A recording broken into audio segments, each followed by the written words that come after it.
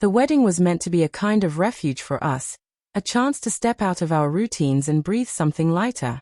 My cousin had chosen this breathtaking countryside estate, tucked among rolling hills and centuries-old oaks. Jenna had been thrilled for weeks. She treated the event like a red carpet evening, choosing her dress with precision and setting aside our coordinated outfits days in advance. She kept talking about how good it would feel to leave behind the chaos of the city and just exist together in the quiet.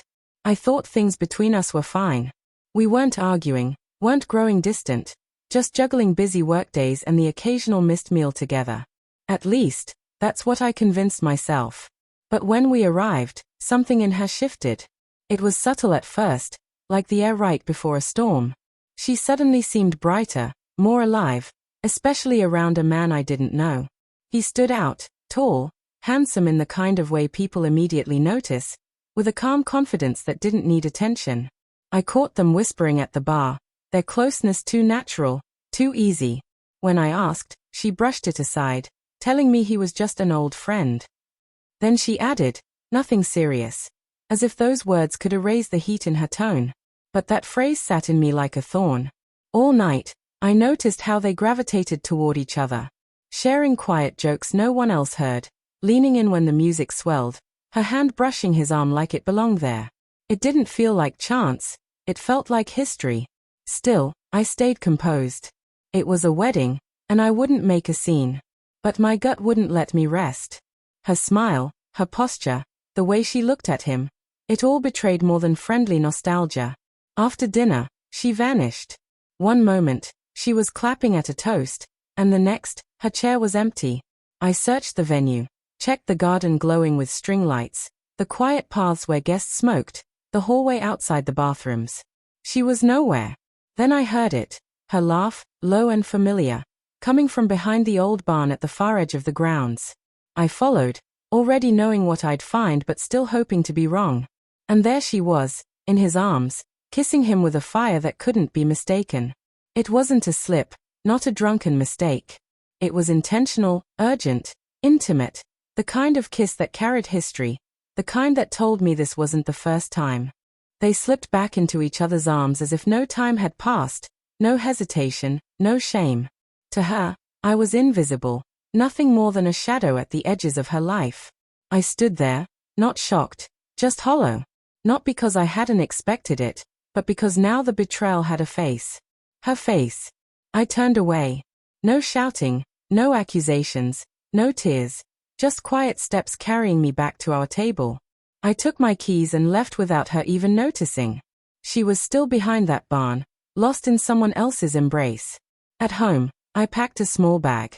I didn't call. I didn't answer when she finally realized I was gone and began texting. I let silence speak for me, a silence that wrapped around her like a tightening rope.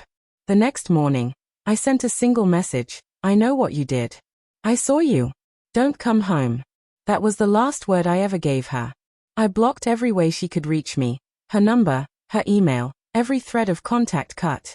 I spoke with a lawyer, froze our accounts, changed the locks. Whatever we had, I made sure she had no way back into it. She had chosen her side, and I closed the door behind her. She tried. Unknown calls, desperate emails full of explanations and promises that it meant nothing. But none of it mattered. That image of her kissing him as if I didn't exist burned too deeply. Her apologies slid off me. Her pleading was noise. I gave her no stage to rewrite the story. Just silence. And in that silence, she unraveled. 2 months later, I heard through mutual friends that the man she risked everything for had vanished. He hadn't wanted a future with her, only a fleeting thrill, and when it was over, he walked away without a word. She was left alone, discarded, ashamed. People eventually learned the truth about why I left that wedding so abruptly, and her reputation started to crumble. I, on the other hand, rebuilt. I poured myself into the gym, sweat scrubbing bitterness out of me. I traveled, new streets, new skies, places where her name had no weight. I pushed ahead at work and earned a promotion that once might have overwhelmed me, but now felt like freedom.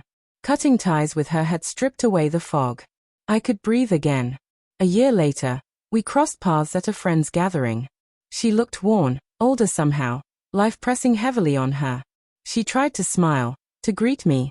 All I gave her was a brief, cold nod before walking on. That look said everything. No fight, no revenge, no fireworks. She had already destroyed her own world. All I had done was leave her to live inside the silence I left behind. And in that silence, the truth was louder than anything I could have said.